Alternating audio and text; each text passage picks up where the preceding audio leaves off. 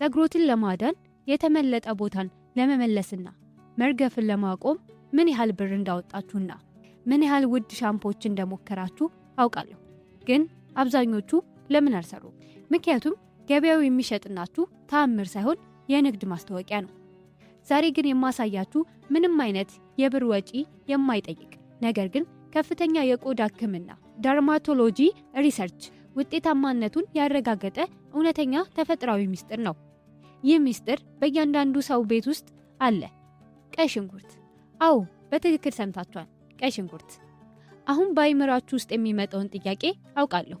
ቆይ ቀይ ሽንኩርት ተቀብቼ እንደውጥ እየሸተትኩ እንዴት እኖራለሁ አይደል? ተረጋጉ። በዚህ ቪዲዮ ውስጥ ምንም አይነት የሽንኩርት ሽታ በፀጉራችሁ ላይ ሳይቀር ውጤቱን ግን በ10 እጥፍ የምናሳደግበት ድንቅ ዘዴ አሳያችኋለሁ። አንደኛ፣ ከ4 እስከ 6 ሳምንት ባለ ጊዜ ውስጥ ብቻ። ሁለተኛ፣ ፀጉር መርገፍን ሙሉ በሙሉ እንዴት እንደሚያስቀር። ሶስተኛ፣ የትኛውም የፀጉር ስሮችን ፍልክለስን ቀስቅሶ ፀጉርን እንዴት እንደሚያበቅሉ።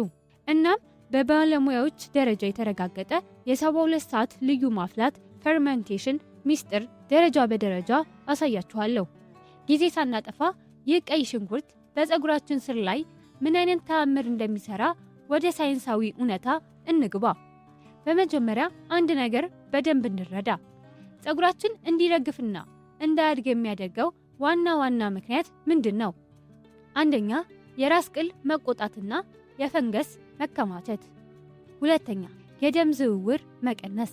ሶስተኛው፣ የሰውነታችን በሽታ ተከላካይ ዋስ ቲ-ሴል በስህተት የፀጉር ስራችንን ሲያጠቁ ነው። ታዲያ የተራ የሚመስል ቀይ ሽንኩርት እነዚህን ሁሉ ችግሮችን በአንድ ላይ እንዴት ያሸንፋል? ቁልፉ ያለው በውስጡ ባለው 2 እጅግ ኃይለኛ ንጥረ ነገሮች ላይ ነው። አንደኛው ሰልፈር ነው። ፀጉራችን 90% የተሰራው ክሬቲን ከተባለ ፕሮቲን ነው። ክሬቲን ደግሞ ያለ ሰልፈር ፍጹም ሊገነባ አይችልም። የሽንኩርት ጭማቂ ጭንቅላታችሁ ላይ ስትቀቡ ለፀጉራችሁ ስር ቀጥተኛ የሆነ የክሬቲን ምግብ እየመገባችሁ ነው ማለት ነው። ይህ ደግሞ ቀጭንና የሚበጣጠጥ ፀጉር በአጭር ጊዜ ውስጥ እንዲፋፋና እንዲጠነክር ያደርገዋል። ሁለተኛውና ዋነኛው ሚስጥር ግን ኳርቲን የተባለ ንጥረ ነገር ነው። ይህ ስም አዲስ ሊሆንባችሁ ይችላል። ነገር ግን ቀይ ሽንኩርት በምድራችን ላይ ካሉ እጽዋት ሁሉ እጅግ ከፍተኛ የሆነ የኳርቲን ክምችቶች የያዘ ተክል ነው። ኳርቲን በፀጉራችን ላይ የሚያደርገው ተአምር 3 ነው። አንደኛው የፀጉር ስርን የሚያጠቁና መላጣ የሚያደርጉ እዋሳትን ያረጋጋል። ኦቶሞኒ አታክን ይከላከላል። ሁለተኛ፣ የራስ ቆዳ ላይ የሚፈጠሩ ድብቅ ፈንገሶችን፣ ሻጋታዎችን እና ፎሮፎሮችን ሙሉ በሙሉ ያጸዳል። ሶስተኛ፣ የፀጉር እድገት ሆርሞኖችን ግሮስ ፋክተርስ እንቅስቃሴዎችን አዲስ ፀጉሮችን እንዲያበቅሉ ትዕዛዝ ይሰጣል። ይህ የኔ ግምት አይደለም። በታዋቂው የቆዳ ሕክምና መጽሐፍ ጆርናል ኦፍ ደርማቶሎጂ ላይ ይፋ በተደረገ ጥናት ነው። የሽንኩርት ጭማቂ የተጠቀሙ ሰዎች በ6 ሳምንት ውስጥ 86.9% የፀጉር ዳግመኛ እድገት ሄር ግሮዝ ያስተውላሉ። ውሃ ብቻ ግን የተጠቀሙ ግን 13% ብቻ ነበር የሚያገኙት። ይህ ማለት ልዩነቱ የሰማይና የምድር ያህል ነው።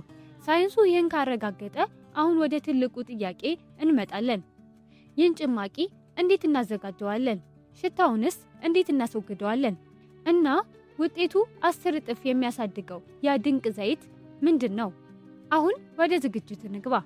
አሁን ወደ ተግባራዊ ክፍል ደርሰናል። በመጀመሪያ ደረጃ ወሳኝ የሆነውን መሰረታዊ አሰራር አሳያችኋለሁ። ከዚያም ውጤቱን በ10 እጥፍ የሚያፈጥነውን ልዩ ጠብታ እንጨምራለን። አንደኛ፣ መካከለኛ ኦርጋኒክ ቀይ ሽንኩርት ይውሰዱ። ቀይ ሽንኩርት ከነጩ የበለጠ ከፍተኛ ኳርቲን ስላለው ምርጫችሁ ቀይ ይሁን። ሁለተኛ፣ ልጣጩን አንስታችሁ በትንሽዬው ይክተፉትና መፍጫ ውስጥ ይጨምሩት። ሶስተኛ፣ ምንም አይነት ውሃ ሳትጨምሩ በደንብ እስኪደቅ ድረስ ይፍጩት። አራተኛ፣ በመቀጠል ንጹህ ማጥለያ ነጠላ ጨርቅ በመቀጠል የተፈጨውን ሽንኩርት በደንብ ጨምቃችሁ ንጹህ ፈሳሹን ብቻ ለዩት።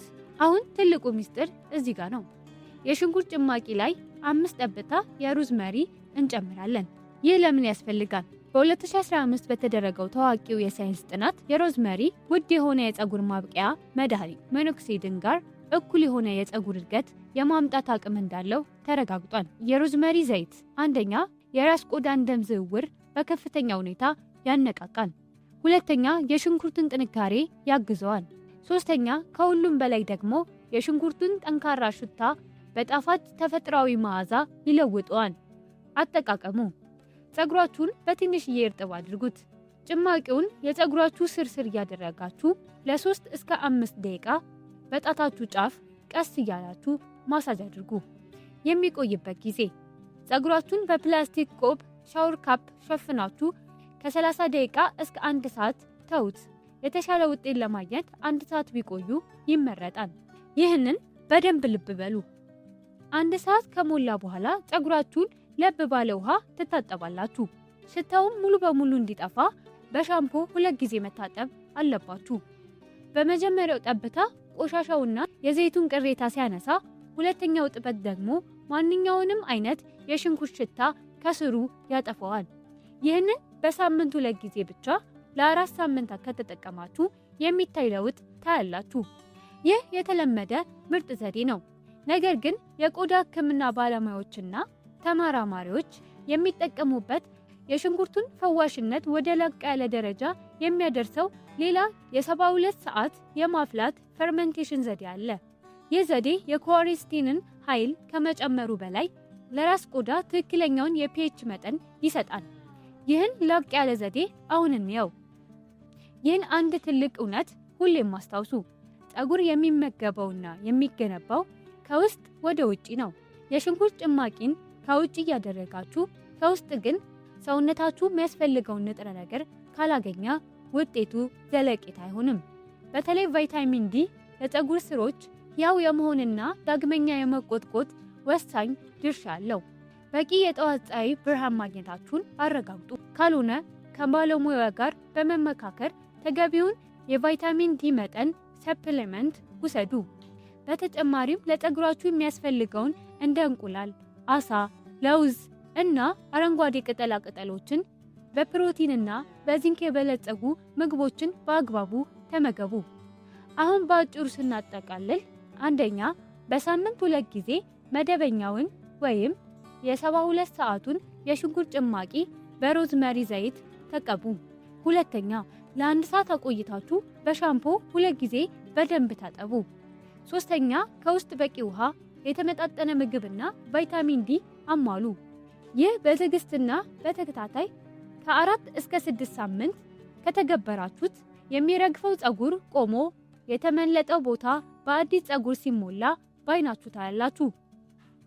ይህ ቪዲዮ ጠቃሚ ሆኖ ካገኛችሁት ፀጉራቸው እየሳሳ ወይም እየተመለጠ ላስቸገራቸው ለጓደኞቻችሁ ወይም ለቤተሰብ አባሎቻችሁ ሼር አድርጉናቸው። ይህን የመሰለ ሳይንሳዊና ተፈጥሯዊ የጤና ሚስጥሮችን ሁልጊዜ እንዲደርሳችሁ ቻናሉን ሰብስክራይብ ያድርጉ፣ የደውል ምልክቱንም ይጫኑ። ጥያቄ ወይም አስተያየት ካላችሁ ኮሜንት ላይ ጻፉልኝ፣ በደስታ መልሳለሁ። ስለተመለከታችሁኝ አመሰግናለሁ። በቀጣይ ድንቅ በሆነ ቪዲዮ እስከምንገናኝ ሰላም ሰንብቱ።